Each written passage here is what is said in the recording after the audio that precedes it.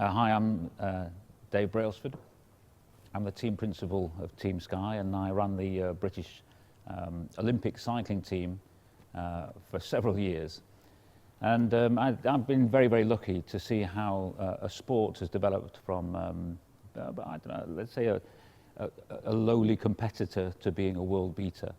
And along that journey, I've been very, very interested in the games that I played. There's the game of strategy, which is absolutely essential. Of course, that entails the planning. There's the game of tactics, and execution, which is very, very important, of course. But I say probably the most important game in sport of all is the game of the mind, and how the mind is used to make the difference between elite performers. So I hope you enjoy my talk, and welcome to my lecture.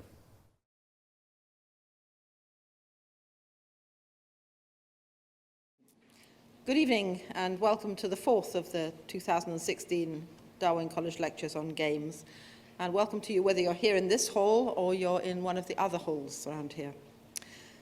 Last week we heard from Anthony Grayling on Wittgenstein's games. This week we moved quite a long way and we turned to sports. Mens sana in corpore sano, a healthy mind in a healthy body, that was the Victorian ideal. And 21st century medicine gives it a good deal of support. But although in past days school timetables assigned extended periods to games, these days that activity is likely to be termed sports. The descriptor games is now more likely to be used to describe such things as times table games, maths games, or even spelling games, while gaming tends to refer to computer or maybe video games. Physical activity seems to have been largely decoupled in our language from games, except once every 4 years when we relax on the sofa, with some drink and some snacks, and we watch the Olympic Games. Now, Sir David Brailsford is one of those who has done most to inspire us to get off that sofa.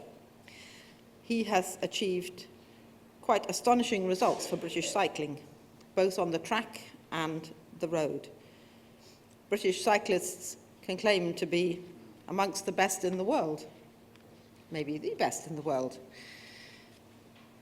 His coaching and leading of British teams in many Olympics and for the road cycling team, Team Sky, has brought triumph after triumph. How's he done it? Well, we wait to listen, but his methods have a great deal to teach us, applicable to any organisation, be it a sports team, a business, or a university. It's all about marginal gains, not about the silver bullet or the amazing idea or deal. Improve every aspect, bit by bit, fine-tune equipment, sharpen the points, do the detail. So, please welcome Sir Dave Brailsford to speak on games in sports. Thank you very much. Thank you. Shall I say your hand? Thank you.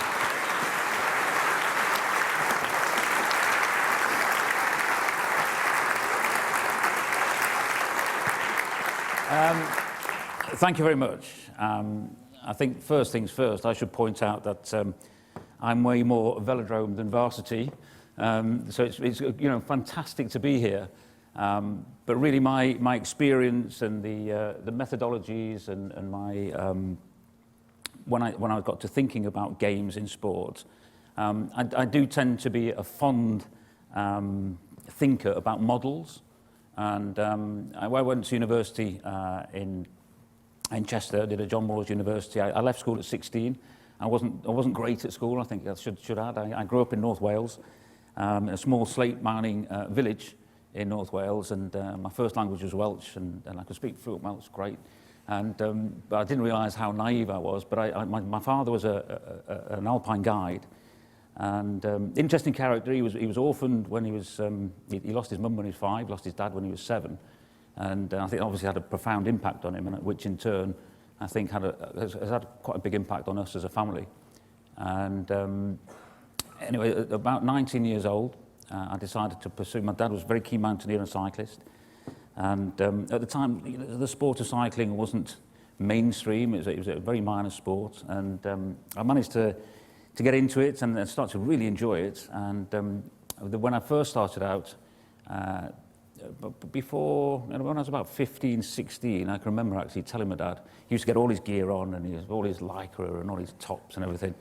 And I used to be horrified by the sight of him. And I used to say to him, look, Dad, here's the deal, basically. If I'm standing on the street corner of our little village with all my friends and you come past looking like that, you can wave as much as you want. I am not waving back. Now, that's kind of where the sport of cycling was, really. And I guess it's come a long way, and I managed to decide that actually what I was going to do was win the Tour de France. So at quite a young age, I packed my bike in a cardboard box, rucksack, and I got a single ticket from Bangor Station in North Wales to Grenoble, and off I went in pursuit of my dreams, rather naively so. There wasn't a Channel Tunnel, of course, at the time. There wasn't the internet, and there weren't any mobile phones. And I can vividly remember getting on the train in Calais to go down to Paris to get onto Grenoble, and the woman came along with the coffee trolley and asked me and friends, "Will and taste the cafe?" And I thought, oh my God, didn't understand the word, and it's only then that it dawned on me that hold on, this was a bit more of a challenge than maybe I'd realised. And anyway, to cut a long story short, I got to Grenoble. I managed to find the end of a professional cycling race. And I went to the end, and all the cars pulled up, and all the riders and all the teams. And I did what anybody, sort of 19-year-old would do. I chose the team with the coolest looking kit. And I went up to them and asked them whether I could join their team and race for them. And they kind of they looked at me, quoi? And and eventually they passed me around from team to team. And there's a guy called Pierre Rivery, sorry. And, but he very kindly said that, if you turn up, we're from St Etienne. If you come to St Etienne on a Wednesday morning, you can come training with a team, and we'll take it from there. Thank you very much. And I don't think they ever thought they'd see me again. But I made my way over to St Etienne, and I turned up on a Wednesday morning, and I ended up spending 3 years with them, racing rather unsuccessfully, I hasten to add, unfortunately. And during that time, what happened to me was that I realised that actually, despite being somebody who I considered to be a real trier, I did my absolute best. But I realised pretty early on I wasn't going to win the Tour de France after all, unfortunately. But what I did find, thankfully, was an absolute passion for anything that I could find or lay my hands on, which would inform me from a sports science or a technology or a nutritional perspective and a psychological perspective, how you could improve human performance and how I could get better as a cyclist. So luckily for me, I found my passion in that journey. Not what I expected to find, I hasten to add. But I came back, I went to university, I did a first degree in sports science and psychology, which I absolutely loved. I was the worst kind of student because I just wouldn't leave the lecturers alone. I wanted to learn more and more and more. And I think it was a bit of a pest in the end. They were glad to see the back of me. And then I wanted to follow a career in sports psychology. But at the time, I felt that it was a difficult career to really see how that path might develop. I don't think sports psychology at the time was truly accepted in the professional sports, certainly in football. And so I decided to persevere, and went to Sheffield Business School and did an MBA, and went down sort of the business route. And all the time, I kept a foot in, if you like, with the British cycling team. And then thankfully in 1997, lottery funding came along, which basically changed the face of sport in this country, both for all of the summer and winter Olympic sports, I hasten to add. So that was my sort of academic background. But so what I'm going to try and do this evening in this lecture is trying to demonstrate how games in sport has applied to my life and the sport of cycling. And try and demonstrate some of the models that we've used, because we have this. The way we've approached it has been very much on a methodology, trying to develop a methodology, and I'll go into some detail to try and explain that. But I've got a little video just to show you before we start, and then we'll move on.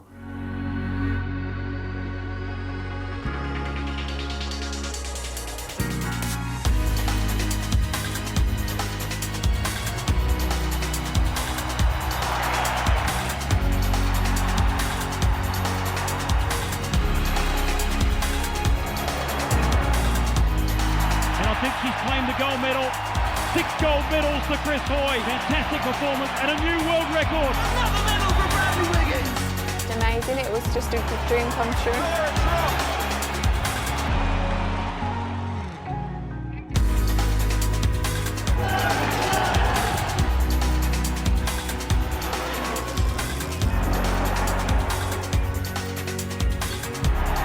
Wiggins has made sporting history. Chris Froome wins the Tour de France for a second time.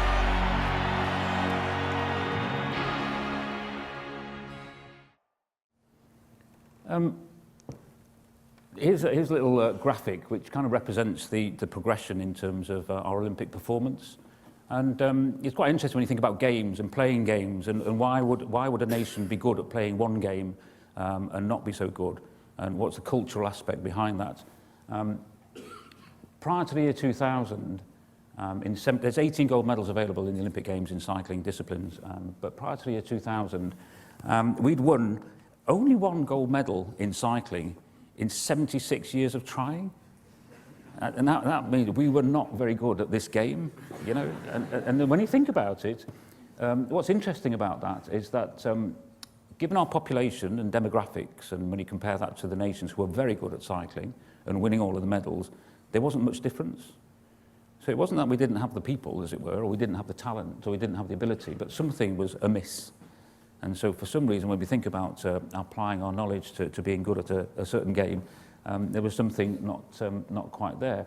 The only medal that we won was Chris Boardman in Barcelona, who won the individual pursuit on a fantastic, well, it's a very futuristic bike, for those of you who remember. It had a monocoque frame made by Lotus, the car manufacturer, and it was a beautiful bit of machinery.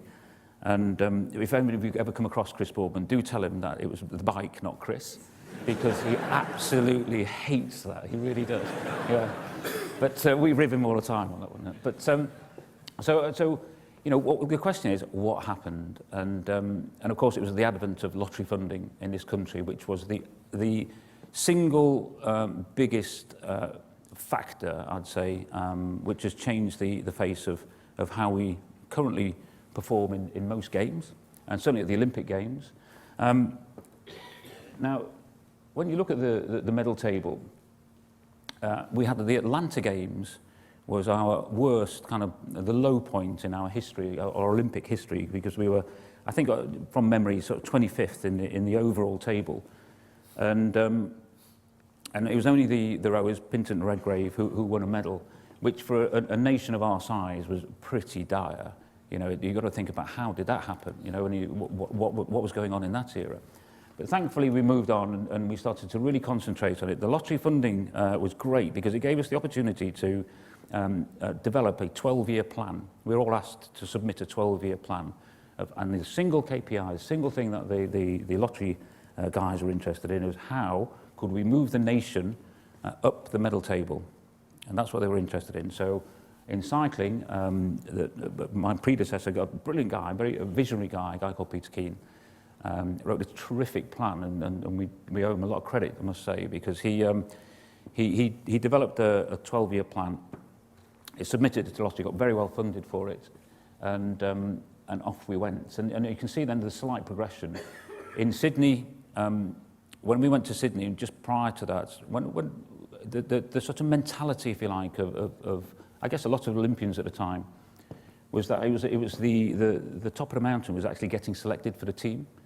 It was becoming part of the Olympic team. Was I've made it, I've done it. That was the goal. The aspiration of winning and the belief, which is the most important aspect, the belief that you could go and win, wasn't truly there. And I think that whole mentality represented kind of where we're at as a nation in sport around the 90s. We were the gallant losers. We weren't very good. We kind of nearly got close, and then we failed at the last hurdle. And you can see there's been a shift in mindset in the last 15 to sort of 17 years. And for us, Jason Queally, on the first night of Sydney Olympic Games, got up and delivered a masterful performance that nobody expected. He'd come from water polo. He'd been playing water polo. He switched into track cycling. And he gave us this first gold medal, and that was it. That we had belief, and we started to build and move forward. And then we had a terrifically fun time between Athens and Beijing. That's probably my most dynamic and most enjoyable period of sport. It was that 4-year Olympic cycle. We went to Beijing, and of course we knew going into Beijing that we were in a pretty good place. We thought the only thing that's going to hold us back here is illness. We didn't want to get ill. And there were 10 medals available on the track, in the track disciplines, and we managed to win 7 out of the 10, and another couple to boot. And the great thing about that result is on the overall medal table, the KPI, if British cycling had declared independence and become a nation in its own right, we'd have been higher than the entire French nation. So I do apologise if there's any French in the audience, but that gave me a lot of satisfaction, I must say. And of course, then we had the challenge. So I think that part of this journey, one is becoming successful and trying to create success. And of course, then you've got a different challenge altogether, which is sustaining success. For me, in my experience, 2 very separate things. And obviously, when the London Games were announced, it was a terrifically exciting time for us. Although a bit odd, having gone to different continents to be at the Olympic Games, to be able to pop down the M6 to the Olympic Games was it brought its own challenges, really. But we were under pressure, and we felt it. We thought, actually, if we don't perform to the same level in London in front of a home crowd, then people are going to deem us as failures. So that was a very, very different Games for us and a very different approach to it. But thankfully, we managed to deliver. And then obviously, finally, we took the same methodology. We felt that, you know, when you look at a sport, if you really want to be successful in a sport, surely you've got to think about the biggest possible event in that sport and try and win it. And what I felt passionately about was that no British rider had ever won the Tour de France, and it seemed to me to be one of the big things. We'd conquered the Olympics. Let's try and get a Brit to win the Tour de France clean, I hasten to add. And of course, that became a fantastic new project for us, and 2012 was a brilliant year in that respect by obviously having a terrific 2012 Olympic Games and Bradley winning the Tour de France. So I guess the question is, from a games in sports perspective, is what lies behind that? And I'd like to think that right from the early days, we've stuck to some very core principles as to how we've approached this, and they still hold good today. I always now map out our game strategy, if you like, in terms of these pillars and approach it in that respect. And the first of the pillars is all about strategy and performance strategy in particular. The second, and probably the most important in my view, and the area of where I guess I spend most of my time thinking about is the human mind, human beings, and you know, more recently, mindset, culture. Culture is very fashionable in sport at the minute. You know, it's kind of a lot of books being written about the All Blacks culture, and there's a lot of globally a lot of teams very much focusing on you get the culture right first and you get the results. So get the culture right and the wins will come. I'm not sure I agree with that. And personally, I think you win. You do whatever you can to win, and you build the culture off the back of that.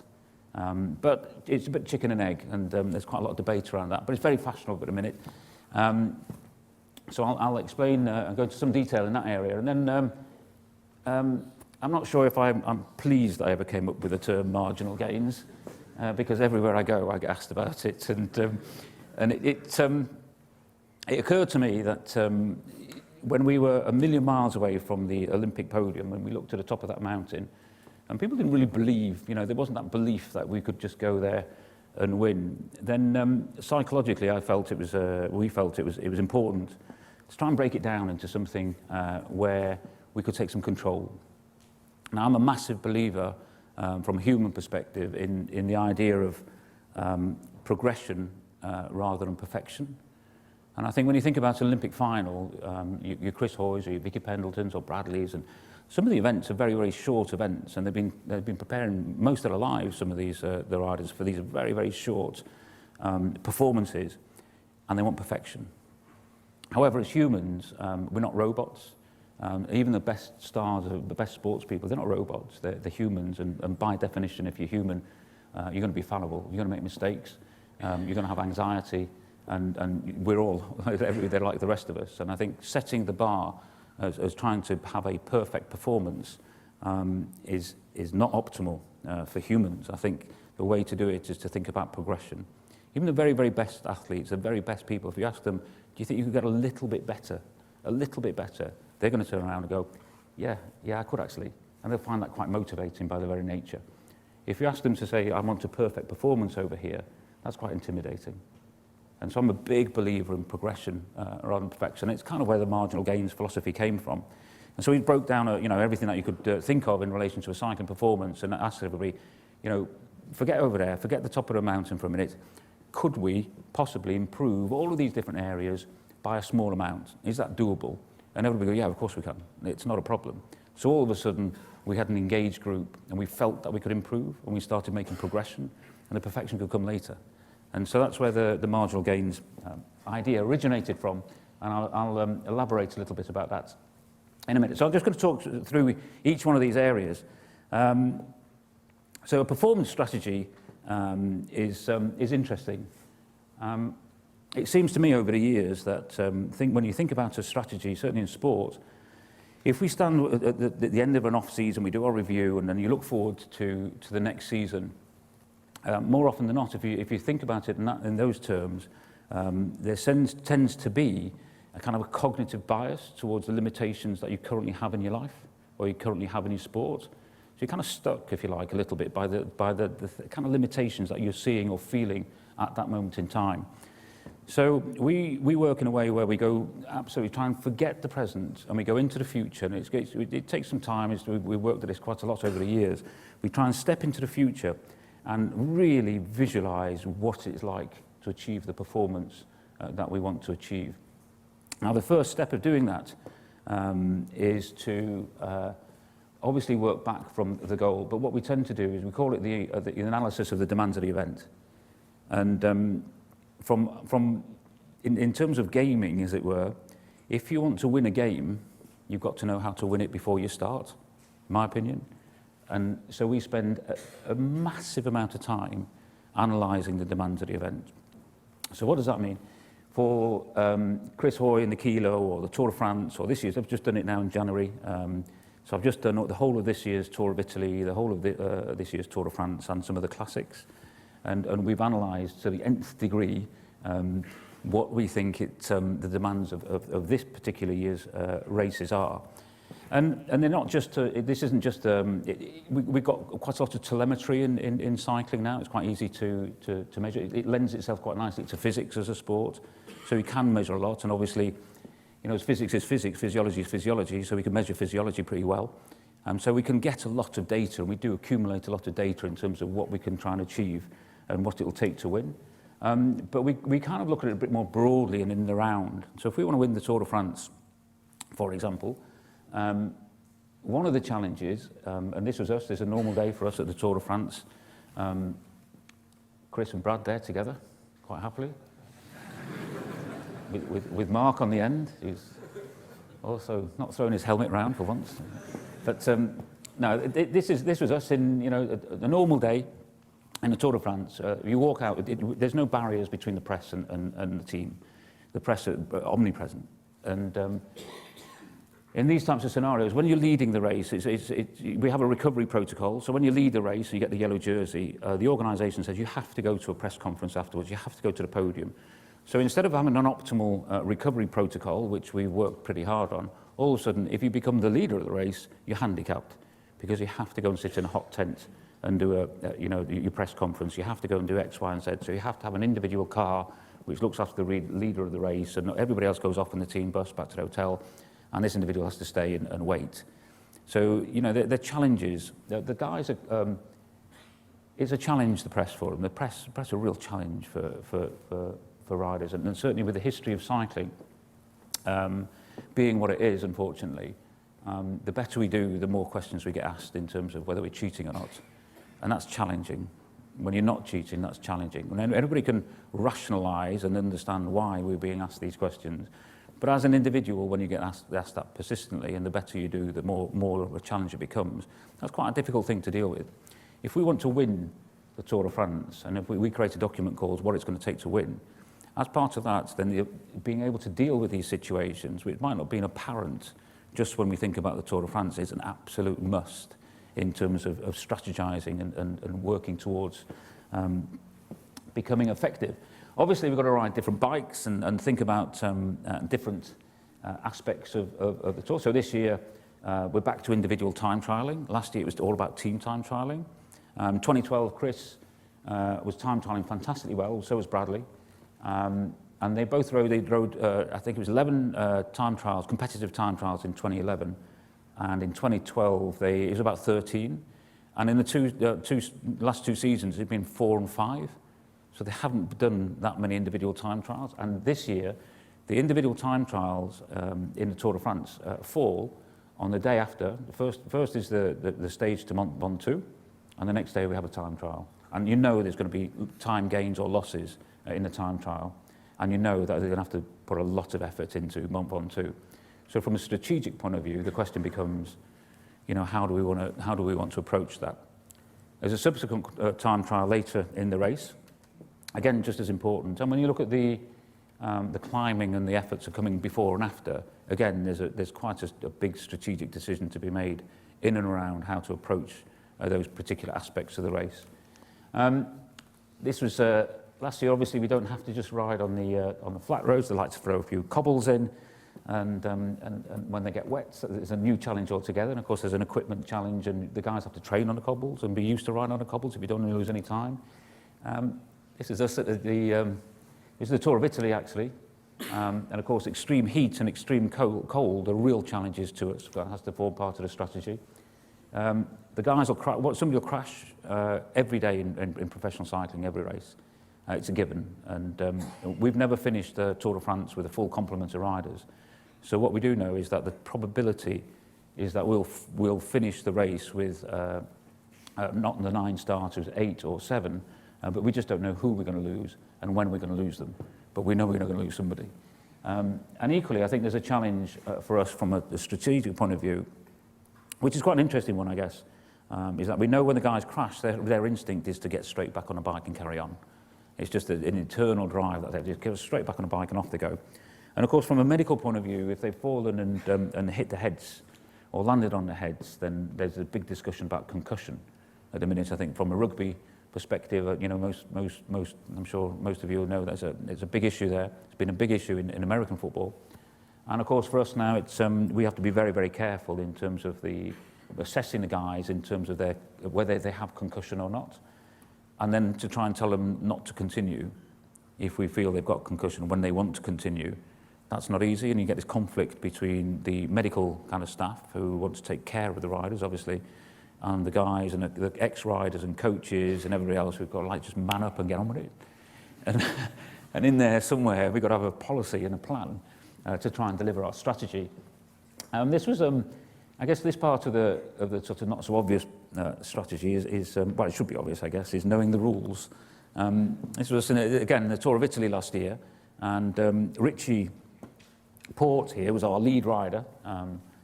And there's a rule in cycling on the flatter stages. If you puncture or have a mechanical problem inside 3 kilometres to go to the finish, then you're awarded the same time as the lead rider. So it allows for somebody punctures and has a mishap in the final of the flatter stages, you get the same time.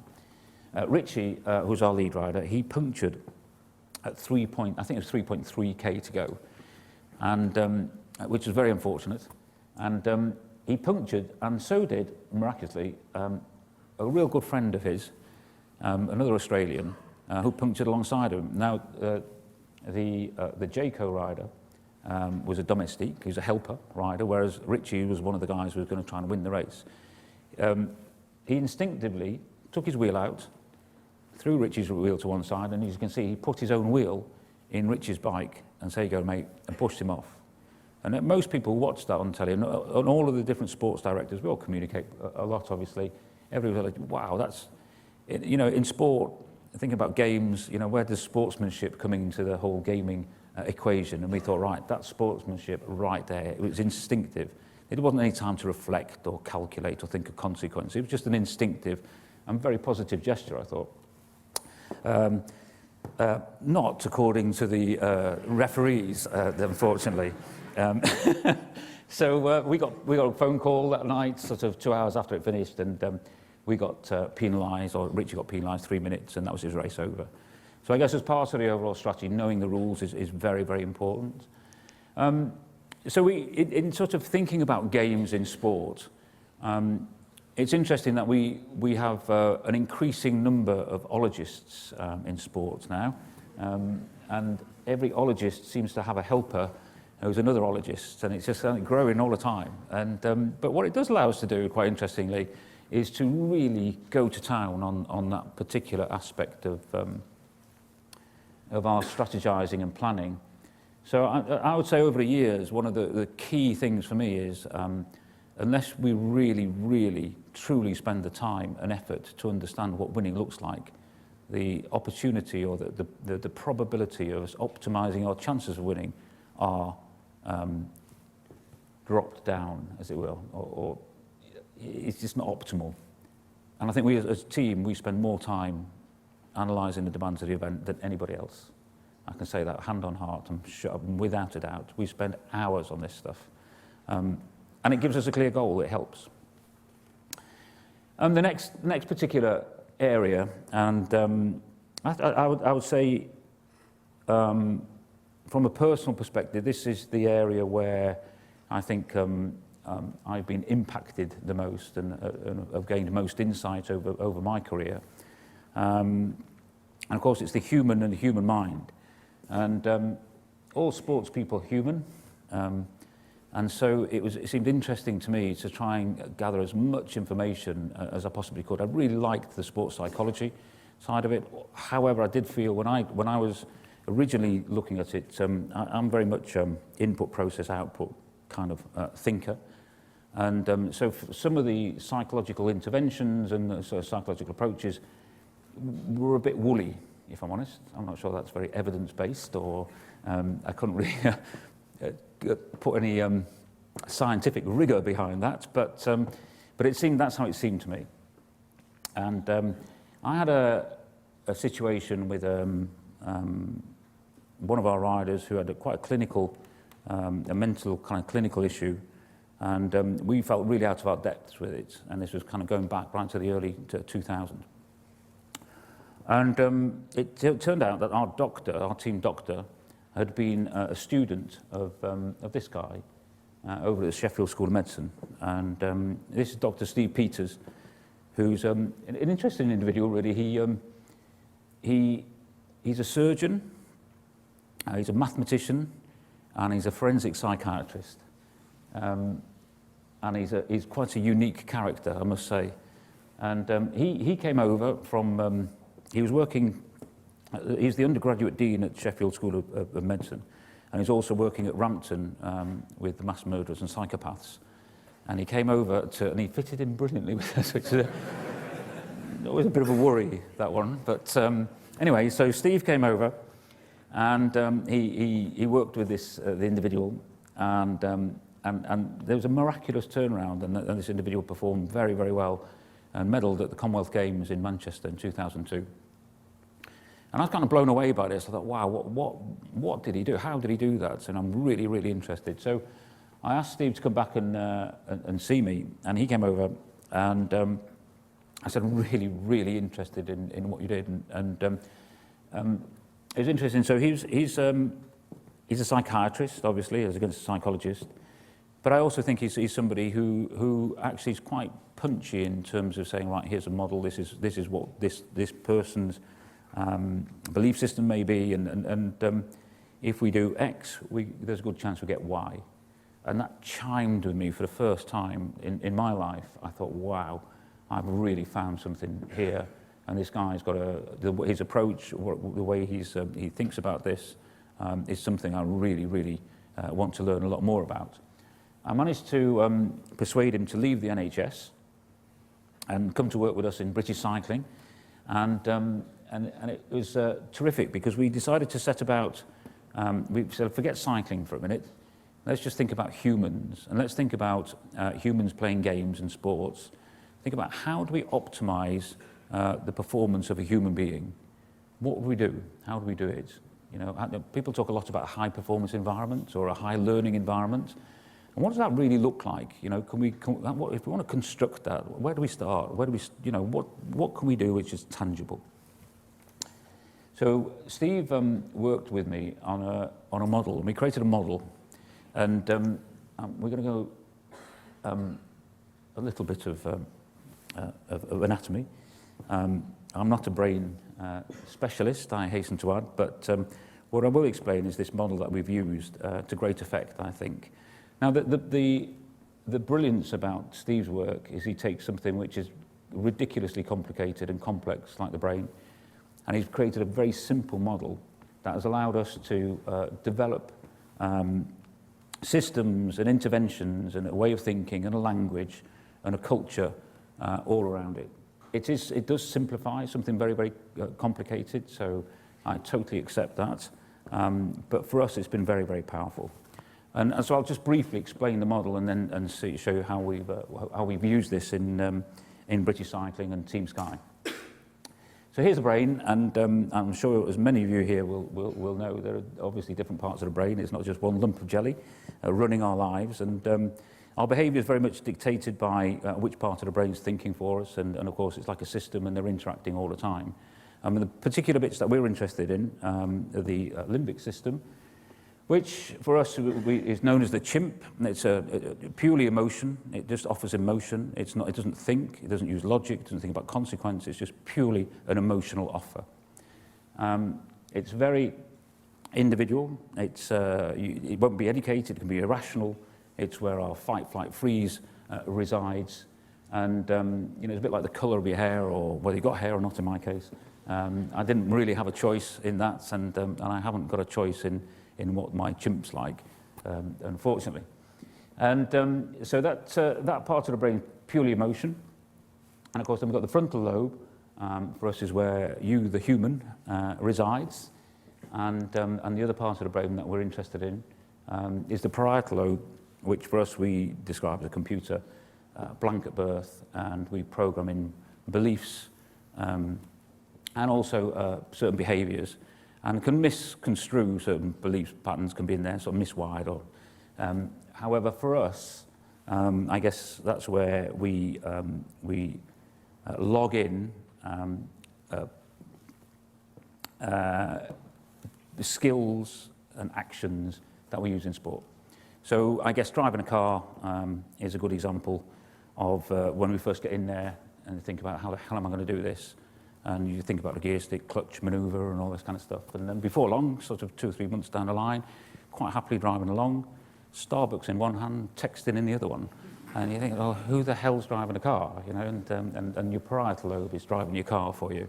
And the interesting thing for us in sport is if we could allow that part of the brain uninterrupted to play sport, then that would be optimal performance. And for us, that's the zone. So that's how we think about the zone, or flow, a lot of these terms that are used in sport. So the aim, of course, is that it's an interactive system. We've got the chimp, which is a purely emotional machine. It's 5 times more powerful than the frontal lobe. It thinks independently. It can be a friend or worst enemy. It reacts first. And interesting, I think what we talk a lot about, when we find ourselves in a situation where you think, you know, why am I doing this? I'm doing something I don't want to do. Why am I doing this? If you ask yourself that question, then why are you doing it?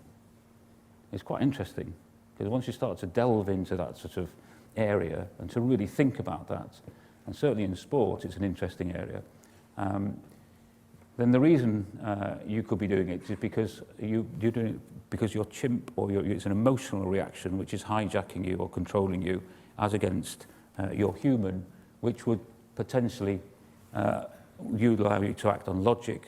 You'd think about consequence. You'd work on with facts and truth. You'd be more analytical. It would control impulses, and you'd think about consequences. So you've got these two systems constantly battling with one another. And I guess an easy example that we would use is, I don't know, we sit on our computer, we have an email from somebody, you think, actually, hold on, I'm not too happy about this email, off we go, I'm going to reply. And where you go, I'll show them. You go, off you go, and you go, right, you hover for a minute before you push the button, you think, no, I'm going to send it, off I go. So off you go. 10 minutes later, you're sitting there with your head in your hands, going, what the hell was I thinking? Why did I do that? And I didn't want to send that email. In our world, you didn't send it, your chimp sent it. And that explains a lot for us, because we think about, in a gaming kind of context, if your emotional part of the brain is running your behaviour, it's erratic, it's illogical, and you start having thoughts, certainly like some of our riders will, is what's the consequences of this event? So we go to Olympic Games, what happens if I win? What happens if I lose? I don't want to look stupid. All of a sudden, you walk into the middle of the track and you look at the competitors and think, wow, his muscles look bigger than the last time I've seen him.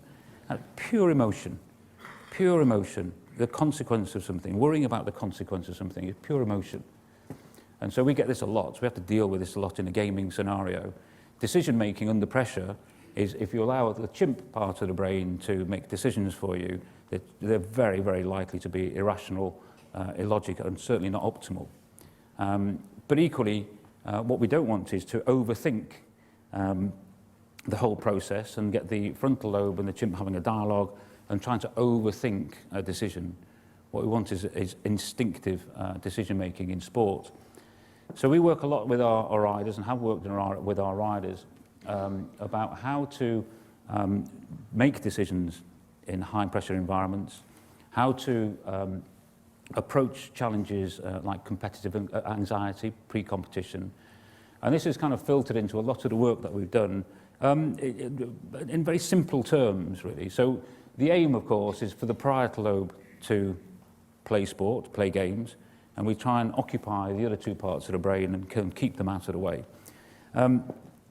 If we think about the penalty, the classic, I don't know if there's any Germans here, but our history of penalty taking against the Germans isn't to be shouted about, I don't think. And if only our parietal lobe of our footballers could take penalties against the Germans, we'd win every time. So what's going on in that scenario? Why, when the brain tells the muscles to contract in the leg in a certain way and place the foot next to a football and kick a football, why should that have any impact in terms of whether a stadium has 80,000 people in it or not, or whether the consequences, the perceived consequence of that action has an impact or not? It's purely a nervous kind of movement and an interaction of muscles, but it does have an impact. And this is how we address that with this model. The other way that we think about it, so just gone to the stories, I think we mentioned that. The other way that we've used this model very effectively in the cycling teams and in Team Sky is in terms of communication. When you get groups of people who spend a lot of time together in high pressure environments, you're inevitably going to get conflict. I think when I started out, I used to be a real big believer. I thought, right, I'm going to get this brilliantly harmonious team. I'm going to have no problems. I'm going to sort it all out. I'm going to make everything absolutely clear, and off we go. And of course, over time, you realise that when you've got lots of people together, it's nigh on impossible to not have a certain background noise, as it were, and conflict. And conflict arises all the time. And when we have conflict, then what we've used this model for, certainly in the British cycling team, Team Sky, is if, for example, somebody's very agitated, they quite happily come in to see me in my office, or they walk in and go, right, Dave, my chimp's right out. I'm fuming. And it quite often is the case. And I say, okay, tell me what's going on. Let your chimp, just let it out. And off they go, start ranting and raving and moaning and et cetera, et cetera. And after about 7 or 8 minutes, you can't moan for that long. You kind of run out of steam, don't you, And you kind of just know that it's irrational, it's their chimp. I'm not going to take any notice of this whatsoever. I'm not going to even listen, but I'm going to entertain it. And so off we go. And about 7 or 8 minutes in, the person in question normally goes, I feel a bit better now. And you think, right, okay, now then let me engage with your human and say, okay, let's have a look at this situation. What would you like me to do with it? How do you want me to help? what can I do, etc., etc. And quite often, the answer I get back is, I'm all right now, I feel better. I just wanted you to know. And off they go, quite happily. The danger of this situation, of course, is if we do know somebody comes in and they're in an emotional state, is that I allow that to trigger my own fight system or flight system, whatever else, and my chimp comes out. And we've got two chimps going at each other, then you've got a problem. Now, in light of that, just to watch sport through that lens, it's fantastic to see. You watch the football managers on the side of the touchline gesticulating and going crazy, and you think, wow, okay, what part of their brain's thinking there? And you think about the decisions that we make all the time in sport where they are purely emotional decisions. And there was a great example of when Jason Queally won his the kilometre time trial in the Sydney Olympic Games. There's a guy called Arnaud Tournon, who's a French rider, but a brilliant guy and fantastic athlete. And he was unbeatable, 4 laps around the track, unbeatable, pretty much, this guy. And he was going to win the Olympic gold, and everybody else was turning up to ride for the silver and bronze. Jason was 5th from last to go up. Arnaud Tournon was last, he was reigning world champion. Jason went up and did this fantastic time. It was the winning time in the end, but he went and did this fantastic time. In the time that between Jason finishing and Arnaud Tournon going up to the line, he huddled with his coaches, and they decided to put on a bigger chain ring, more teeth, a bigger sprocket than he'd ever ridden before in competition. Now, when you look at that, that's purely not only Arnaud's chimp going, right, I've got to do something quick. He's also, the coaches and mechanics also bought in, and sure enough, he's put the on, he's come out the gate, he's come out, and it's 4 laps, and 3.5 laps into it, you could have got, he came out pretty fast, fair play to him, he did get up to a cracking speed, but within half a lap of finishing, he could have got off and walked faster than he was going. You know, he completely parked it up, which was totally inevitable. And that's a great example of human, the emotional sort of hijack that can occur in sport if we're not careful. So back to how do we develop a high-performance environment, or how do we get the best out of humans? And we developed this model with Steve, and we've applied this. We applied it to good effect, I think, and we still do. And basically, it's a very simple model, and it's about we call it the core principle, and it's about how to achieve excellence, and it's personal excellence, I hasten to add, rather than excellence per se. It looked a bit like corpse, unfortunately, so we stuck with core. But it's personal excellence, I hasten to add. So the first thing is, in terms of gaming, if you really want to achieve something and perform, then in a position like myself, it's, you know, I've never won a bike race, and I never will now, unfortunately, and yet it's the single thing that I get judged on. So my entire career is judged on what other people do, not what I do. So I can't. It was very embarrassing when I went to get, you know, ridiculous. I got a knighthood, but I can't believe it happened. But I was there, and you know, from a little village in North Wales. I knelt down. The Queen tapped me on the shoulders. I went up, and she said, "Jolly well done on winning all of these medals. And the Tour de France. I do hope one continues to win many more in the future." And I thought, God, I should really tell her that I've never won a bike race. And she said, well, then I thought, no, I didn't know what to do. So I thought, I'll just go with it. I said, Mom, I'll do my best. And off I went. But the reality is I've never won a bike race, so I can't do the thing that I meant to do. I'll get judged on. So that's why this is so important, because when you think about how, right, I better learn pretty quickly and become an expert in helping other people be the best they can be. So what's it going to take?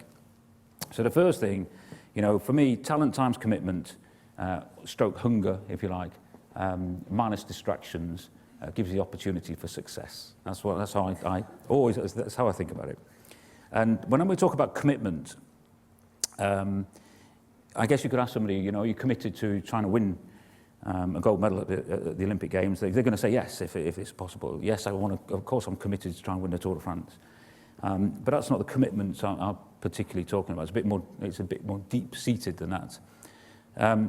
I think when we talk about commitment, it's more along the lines of trying to truly understand the demands of the event and what it's going to take, come back to do a current audit of where that individual's at right now, and really have a clear idea of the gap between the two, then trying to assess whether it's a bridgeable gap or not.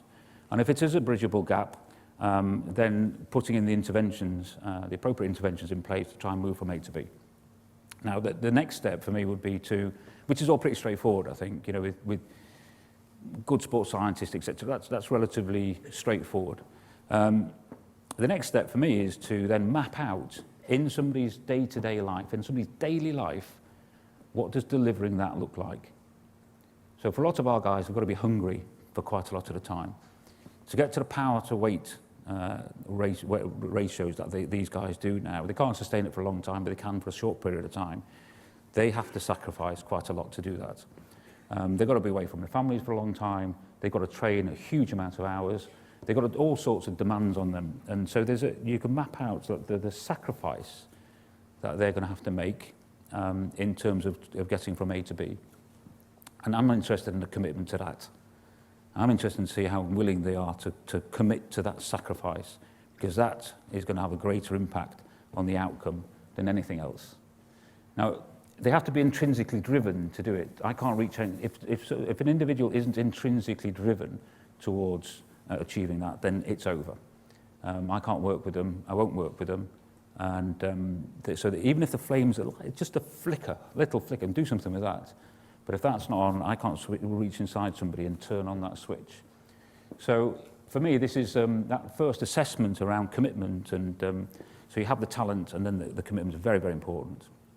I have a thing called a hunger index. Because I think everything's dynamic, we're humans, and nothing's the same all the time. Nothing's static, it's never the same level of intensity, everything's dynamic. And the hunger index is something I do at the end of every year, start of the season, and periodically afterwards, where I look at our riders and I look at try and get into their shoes and into their lives and look at the world through their eyes, not through mine. I really try and take some time and think about where they're at. What's their family situation? Where are they at in terms of, are they first year, second year, third year of the contract? It comes as no surprise that there's a real good correlation between a rider being on their final year of contract and performance. Pretty linear, I'd say, which is pretty obvious, but worth bearing in mind. There are a lot of other factors that you can take into consideration. So the success or not of the previous season has a big bearing can have a big bearing on this. And family situations. So Chris Froome, for example, has just had a baby. He won the Tour de France last year. He looks at the opposition. He thinks, yeah, I respect everybody, but can I beat them? Yeah, probably can. And you think, actually, where's his hunger level at? Where's his drive? Is it still there? And that's something for me that's massively important. The good season or bad season previously is quite an interesting one, because I think when we're in trouble, people change behaviour when the suffering or the reward is great enough. And when the suffering or reward isn't great enough, people don't change, or humans, should I say, tend not to change their behaviour. We'll stick to the same behaviour patterns, even if it's pretty damaging and not a lot of fun. We tend not to change. We're creatures of habit. So there's got to be a catalyst to shift us out of that. Suffering, we can manipulate. We can create greater suffering. Not a nice thing to do. I'm a big believer in a carrot, not a stick. I think in all of my career, I'd say that fundamentally, I really believe in coaching, educating, and supporting and helping and rewarding people. And I really do not believe in the sort of dictate and control, a sort of mantra, if you like, that it used to exist, I think, more in coaching than maybe does now, which is a good thing. I guess, the carrot, the stick thing, you can, if somebody's really out of order, you can, I wouldn't say that I've not occasionally hit somebody with a carrot, but about the limit of it, hopefully, and so we look at the hunger side of it, and we try and assess that in terms of trying to create and understand where we're at. The next biggest sort of change for us, and again it comes back to the dictate and control type of model of coaching, was this idea of ownership. And Steve was really strong at the start with myself and others in his belief that actually humans will perform better. We like to have ownership over what we're doing. We like to have a say and an input about what we're doing. And so we decided to take the drastic step of getting all the coaches in at the time and saying, right, guys, listen, what we're going to do is We're going to take the crown off your head, and we're going to put them on the heads of the riders. We're going to make the kings and queens of their own destiny, the riders, and they're coming off your heads. Coaches threw their arms in the air, and there was like I nearly had mutiny on my hands because they didn't like this idea at all, because I think they perceived it as giving away power and control, and which wasn't the aim at all. I think, but by promoting ownership and by promoting the belief, and the belief is the important thing, that what I am doing is actually going to work, and you can negotiate your training program. This works a little bit better for me than that, and we don't have a one-size-fits-all training approach.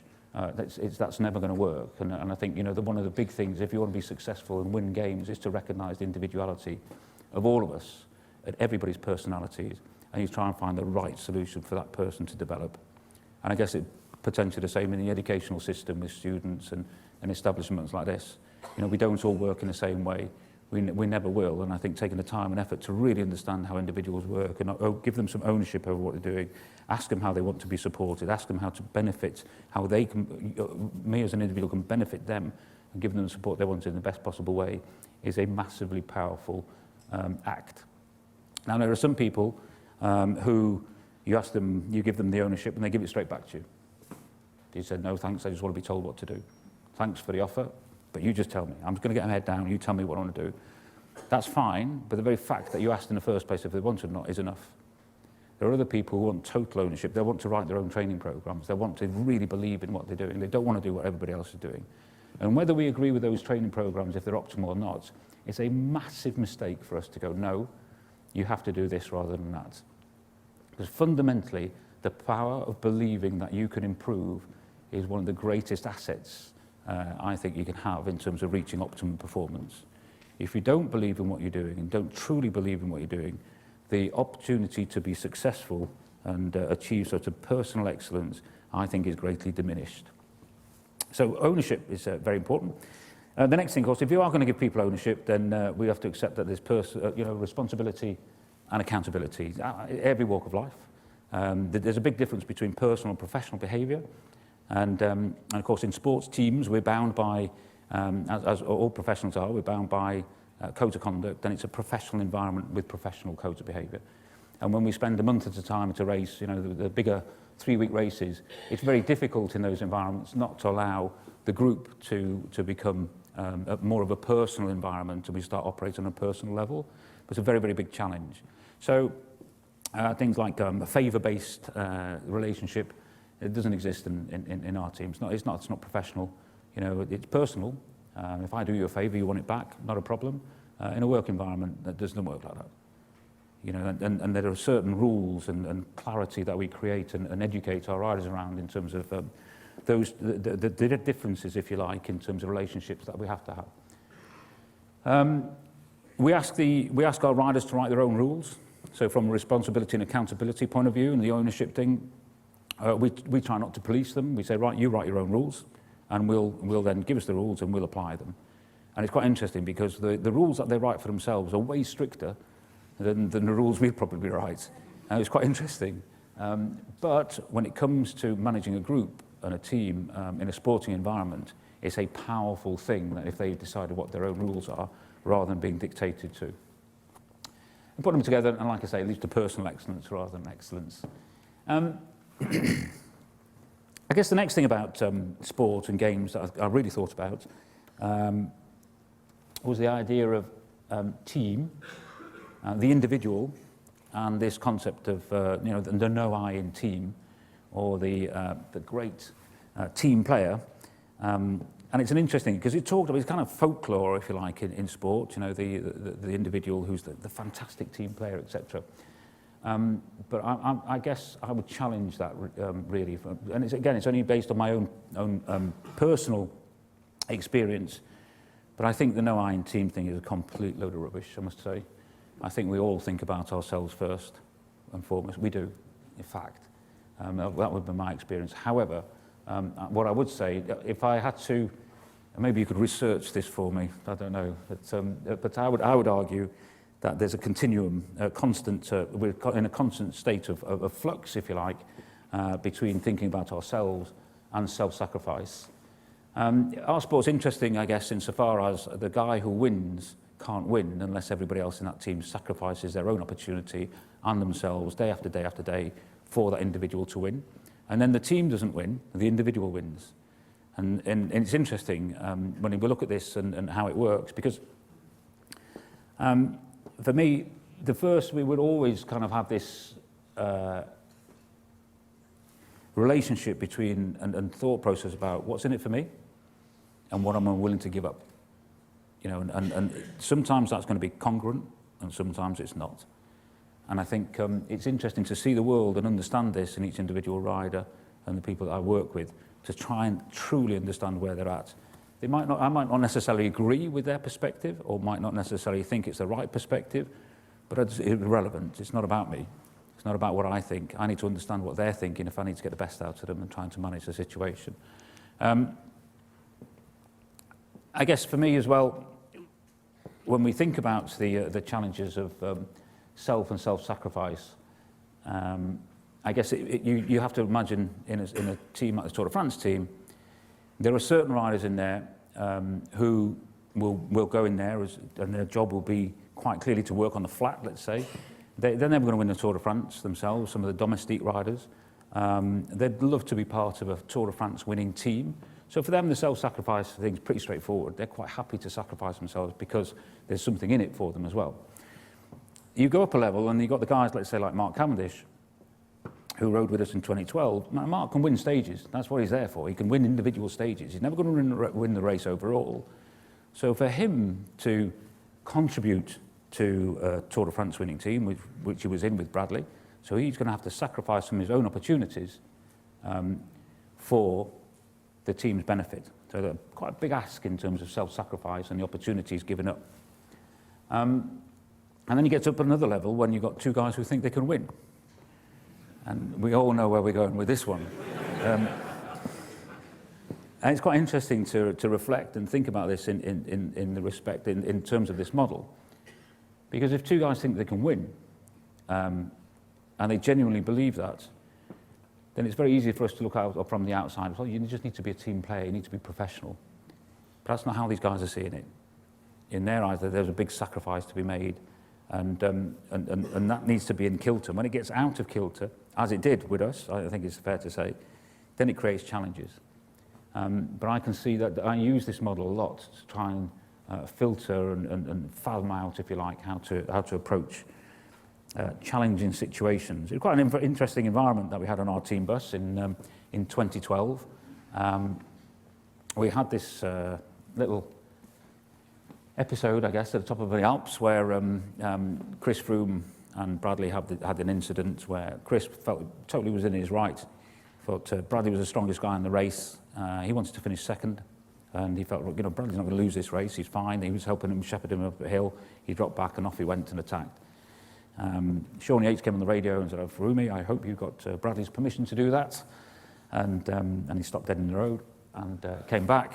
And you know, I think a consequence was put in his mind, and the self-sacrifice thing flipped back into the sacrifice side. And of course, we got to the top of that mountain, and all hell broke loose. But it was an interesting scenario to try and manage. And I think ultimately, at certain times, people say, just get them together in a room, knock their heads together, and knock a bit of sense into them. I got quite a lot of that. But I don't buy that at all. I think you can't change somebody's personality. You have to work with personalities. You have to work with what you got. So you better try and understand it. And that's what I tried to do in that situation. And of course, then it led me to a very, very difficult situation the following year, where the Tour de France winner, Bradley, who I've known since I was a young lad and worked and had a tremendous time with, then we had the situation where the Tour de France was starting in Britain, in Yorkshire. And I was faced with this pretty challenging decision about how to select the optimal team for that race. Now, the reason I put this up there is because there's a lot of literature, I guess, around team harmony and how important team harmony is. I would argue, from experience, that I don't think that's necessary. Team harmony is not the big thing that we should be looking for all the time. Personally, I would go for goal harmony. every single time. So the critical thing, I believe, in putting teams together and when we're having teams approaching a game scenario is to make sure that everybody is absolutely aligned behind the goal. And there's a true alignment and a goal harmony. And if that's in place, the chances of promoting team harmony are much greater. But if you just go for team harmony in the first place, I think you're missing a trick. And that's the model I've used for selection, many occasions, and always go for the goal harmony rather than team harmony. It's easy to make decisions, I think in selection in particular, which are popular. It's not easy to make decisions, or it's more demanding, let's say, to make this. It's not difficult to make the decision because I don't think the knowledge is the issue, but emotionally it's more difficult to make the decisions which you think will win. And I guess when we do think about games, you know, it's an important aspect of gaming, if you like, or the whole games world is, are we playing to win or are we playing to take part? I play to win, always have, and I hopefully always will. But it's not, there are a million different ways and different approaches, but it does require some thought. And I think when you do stop and think and you sit on your own and the Tour de France is coming, you're thinking, actually, I might not select the guy who's won the Tour last year, first British rider to win it, starting Britain. That was not a nice place to be, I can assure you. But then I thought about what's the probability of what the most likely opportunity we have of winning the race. And then if I work back from there and analyse the demands of the event, the solution became quite apparent to me, but it didn't mean to say it was any more palatable. So then I sat and thought for quite a long time, maybe I should do the popular thing. maybe I should. And it was difficult, and it's one of the toughest little episodes of my career, that's for sure, and I'm sure some people would argue that I got it wrong. But that's what I did, and that's what I decided to do, and it was based upon this type of thinking, and that's where the thought processes came from. Excuse me. I guess finally, we have the question. One point I would actually, before we just talk about marginal games, very briefly, when we look at teams and the people, and we talked about culture early on. Culture is quite interesting, and I think the thing about culture is, I'm sure if I asked you all now, can you write down the recipe for a fantastic team and what a great team culture would look like? I think we'd have a pretty good shot of coming up with something which would be as good as anything else in the world. You know, I don't think the knowledge, not having the knowledge is the issue. I think we have the knowledge about how great teams work and what to do. It's the execution of that knowledge which is the big kind of differentiation between whether it happens or not. And I also think that when we have things where we write, you know, culture, most businesses will have their culture written up somewhere on the wall, which will have words like respect in there and honesty and integrity, etc., etc. Does that really kind of offer a filter to somebody's behaviour at 11:30 on a wet night when the mechanics are outside having a bit of conflict? You know, I don't think they think twice about it, and I think probably most people in most businesses don't really think twice about the sort of those cultural kind of messages that we have. What we decided to do in Team Sky and British Cycling is I'm a big believer in trying to identify within little groups what's the difference when we have a great culture. We have 30 riders, a 90-person team altogether, and we separate out into little teams all the time. And sometimes we have these little groups and the culture, it just feels fantastic, great. And other times we have another little group and it just doesn't feel right. So we started to think about what are the behaviours that promote, you know, the winning behaviours, if you like, the difference between the good cultures and the bad cultures. Could we identify them and could we start working towards them? So we got everybody together and we spent a couple of days mapping out what we termed our winning behaviours. Now, interestingly, in a lot of the literature, I think, in this area, there's quite a lot about the positive aspects of a culture, but there's not too much written about losing behaviours. And if you think about it, losing behaviours are very, very damaging within a team culture. So we know what promotes a good culture, but what destroys it. And for me, losing behaviours have an exponentially greater impact on a team culture than an aggregating winning behaviours. So you'll all have been in meetings, you'll all have been in an environment where one individual will be causing a problem or holding the group back, or they'll be aggressive, or they'll be in a meeting or wherever else. And they're probably losing behaviours. And a simple kind of example. So we've got a list of winning behaviours and losing behaviours. A losing behaviour would be moaning. A losing behaviour would be taking, if somebody upsets me, I don't take the problem back to the person. I take it to somebody else. So I go, God, he's done it again. You're not going to believe what happened. Do you want to have a cup of coffee with me? Let me just tell you what's happened over here. And I moan about the person. I criticise them behind the back. And then the person I've just told will go off and see somebody else in the team and go, oh, guess what I've just heard? And off they go. And all of a sudden you've got this kind of, real kind of undercurrent, a negative undercurrent in the team. And so we tried to identify winning and losing behaviours. And the way I tried to, then I had the challenge of, which wasn't that difficult to do, to be fair. We have winning behaviours in sort of little categories, which is managing myself, self-management, me as a part of a team and how I operate within a team.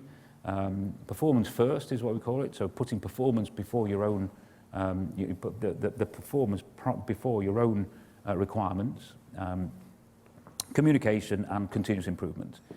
And for each one of these we'll have a little phrase which checks it off, and so we've got a winning behaviour and losing behaviour. So what I decided to do, and what we do now, is we've got a little app, on a phone app. And I've noticed that every time I go through an airport or to the bank or whatever else, there's one of those little things, little bank of happy face, super happy face, neutral face, a little bit unhappy face, and really miserable face over here. And everywhere we walk now, they're everywhere, aren't they? You walk around, boom, I didn't like the service today, or I did like the service today. So I thought I'll take this idea and I'll try and bring this whole thing to life. So we've got, on our phones, we've got a Team Sky app. And on there, we've got little happy faces or unhappy faces across the top. And we've got all these little comments down the side of the self and all the other criteria. And during the tour, or when we're at a race, I ask our staff in particular to just fill in where they think they're at. Am I actually having a net winning effect on this team, or is my behaviour having a net losing effect on this team, a negative effect? And when I get this reported, and so if people sort of lie, I can see if they're, if they are being moaning and miserable, you can detect it. And try not to be like Big Brother with it, but equally, I monitor this very carefully. And when I see somebody whose kind of net effect is losing, I'll go and see them and I'll sit down with them and ask and try and help them support and understand and give them an opportunity. If they don't take that opportunity, they leave the team. Simple as that. They know what we're trying to get into in terms of trying to achieve a team which is trying to achieve standards of excellence, and they totally understand what they're getting into in the first place.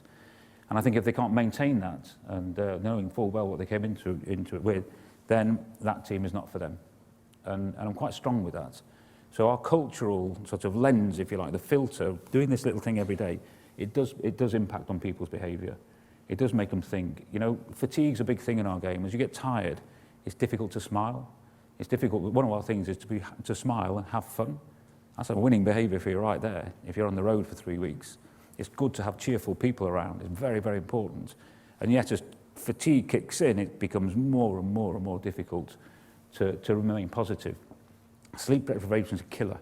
It really is. And I'm sure all of those of you who study late into the night will know that only too well.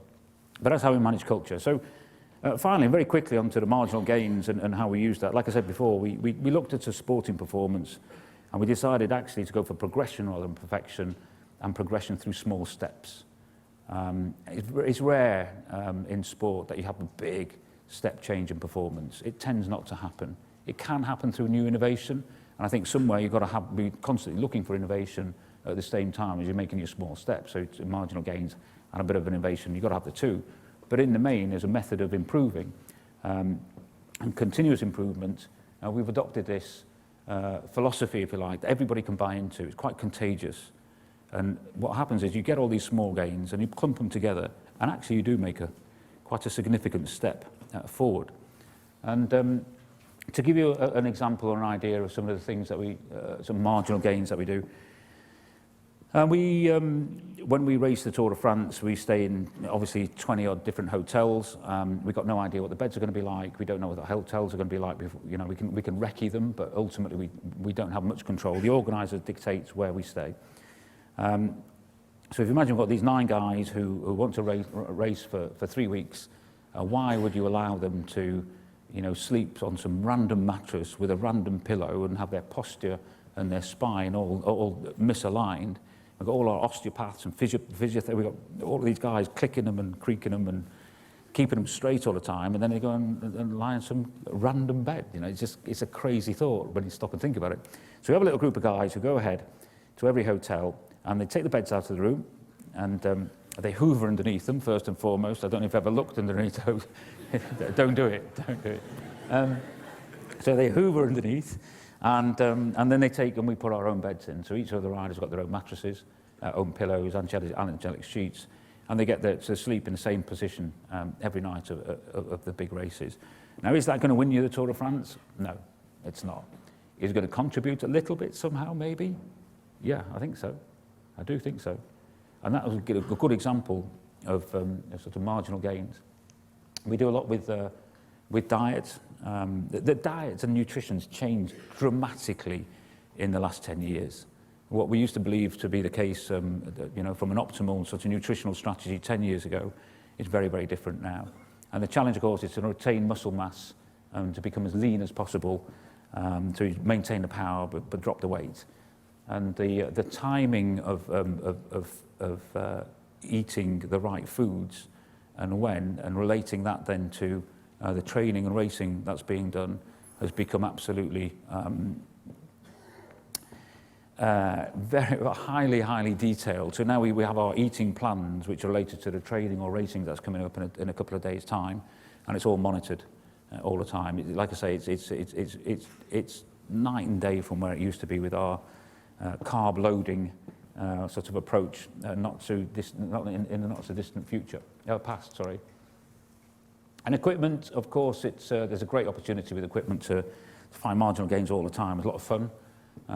Aerodynamics massively important, and but I guess the whole marginal gains thing's interesting insofar as you can take it too far.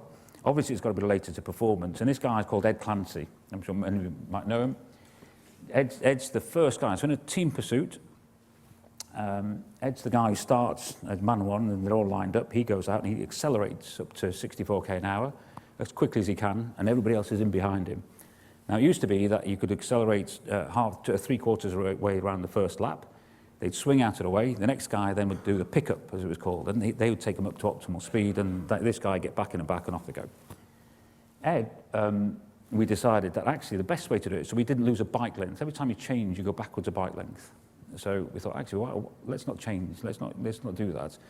So Ed trained to do a lap and a quarter start and get us up to optimal speed quicker. They're going slower, so it was easier to get real-time advantages. And he thought he could still be there after 3 kilometres. So the idea was basically nobody did it because they thought you'd be so knackered after doing the sprints. There's no way you could still be there at the end. So Ed became the first person who did a lap and three-quarter start and still at the end. Now, we do a massive amount of work in aerodynamics. And when you see Ed's shoulders, big shoulders, broad guy, and our aerodynamicists were looking at this, and they came in and said, you know what? We've been looking at Ed's shoulders, and we've had a thought. Now, we know that every cyclist, or professional cyclist, is going to break his collarbone, her collarbone, probably both of them, and probably more than once. So we were just wondering if we'd done this, we've run the numbers, and we just like took an inch out of each one of Ed's shoulders, he would be nobody get close to him on the planet if he could just get those shoulders in. What do you think? So, Ed, could you pop into the velodrome? We want to have a quick chat. Ed comes in. Right, Ed, listen. And we went through it with him and said, look, good. You're going to break your collarbones anyway, you know, a little sort of inch out of each one. It's not going to be a problem. And he went, okay, I'll sleep on it. So off he went. He came back the next day, and he came in, he said, okay, I've had to think about this. I'm in. I'm up for it. Great, okay. And at that point, the same doctor, Roger Polferman, who introduced me to Steve Peters, was in the room, and he just went, stop. What the hell are you lot thinking about, you know? Stop right there. And we kind of all shook our heads and thought, well, blimey. So we've got to be a little bit careful, I think, in terms of taking all these marginal gains too far. But I think hopefully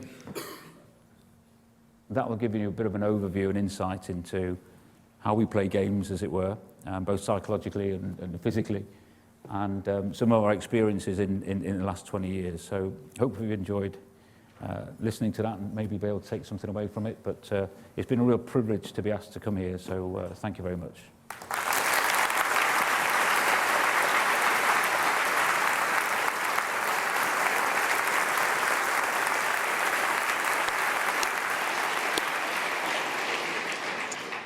So thank you very much indeed. I think if you think about Ferguson in football, or Sir David in cycling, or possibly even your favourite Prime Minister or President, really excellent managers and leaders have an amazing ability to take people far above the levels that they expected or hoped for.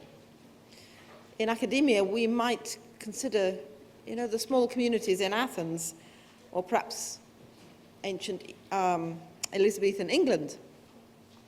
How did they rise to those intellectual peaks? There's probably something in what we've just heard tonight that may address some of what they managed to do. Now, next week's lecturer is Sir Frank Letwidge. Driven by television at the moment, I imagine quite a few people are rereading War and Peace. Some of you may have watched this week's disturbing TV programme on the onset of World War III. So in preparation for next week, it might be the time to pick up Kim again, or maybe Buchan's Green Mantle. So preparation for next week's lecture, which is not on winning, but on losing the new great game. That's next week, but once again, I'd just like to thank Dave Brailsford. Thank you very much indeed for a fascinating evening.